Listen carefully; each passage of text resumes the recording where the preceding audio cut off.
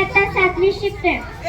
प्रौढ प्रताप पुरंदर क्षत्रिय कुलावतंस सिंहासनाधीश्वर राजाधिराज योगीराज श्रीमंत योगी श्री श्री श्री छत्रपती शिवाजी महाराज की स्वराज्य रक्षक छत्रपती संभाजी महाराज की छत्रपती शिवाजी महाराजांच्या पदनास्पर्शाने पावन झालेली या भूमीत शिवरायांविषयी माझे मनोगत व्यक्त करण्याची संधी दिली त्याबद्दल आयोजकांचे आभार.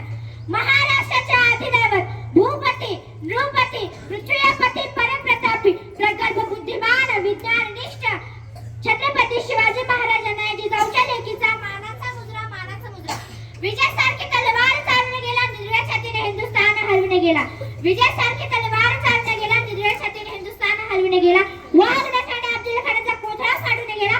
स्वर्गात गेला जलदेवाने झुकून मुजरा केला. असा मर्द मराठी शिवबा होऊन गेला. असा मर्द मराठी शिवबा होऊन गेला. आज या मातीमध्ये जन्म घेतलेल्या मुलाला सांगावे लागत नाही की छत्रपती शिवाजी महाराज कोण होते, कारण जन्मताच इथली माती त्यांच्या मनामध्ये शिवरायांचे नाव कोरून ठेवते. छत्रपती हे नाव भारतातच नव्हे तर संपूर्ण जगाच्या कानाकोपऱ्यापर्यंत सर्वत्र पसरले आहे. कोण होते हे शिवाजी, असे कोणते काम त्यांनी केले होते की आज 350 वर्ष उठूनही त्यांच्या नावाचा जे जे कार केला जातो. इथे लोकांना तर सोडा जसे दरेखोरांना जर विचारले की छत्रपती शिवाजी महाराज कोण होते तर ते सांगतील रुद्राचा अवतार तो वाघाचा ठसा होता. रुद्राचा अवतार तो वाघाचा ठसा होता. विचारात सह्याद्रीला आणि विचारात सांगली दहिना माझा शिवबा कसा होता, माझा शिवबा कसा होता.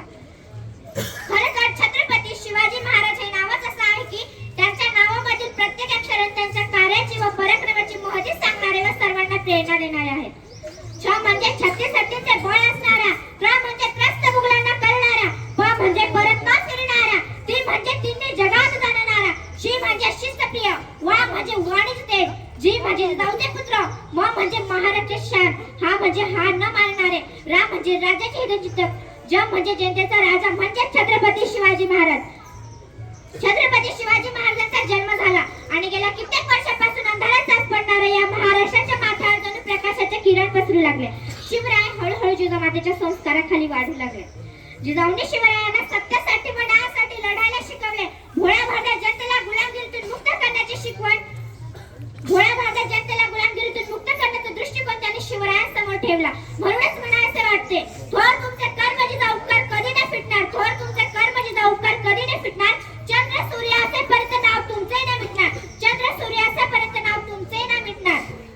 कसा असेल तो पुत्र, कसा असेल तो राजा, कसा असेल तो राजा आणि कसा असेल तो छत्रपती. अहो शिवछत्रपती म्हणजे मावळ्यांचा मेळ, शिवछत्रपती म्हणजे मनगटातील बळ, शिवछत्रपती म्हणजे छातीवरचा वार, शिवछत्रपती म्हणजे तलवारीची धार. व्यक्ती नष्ट होतात पण विचार कधीही नष्ट होत नाहीत आणि अशा या विचारांना घडवण्याचे काम राजमाता जिजाऊंनी केले. मायेकडून मिळालेले संस्कार असं राज्य स्थापनेची प्रेरणा शिवरायांनी सुरू केली.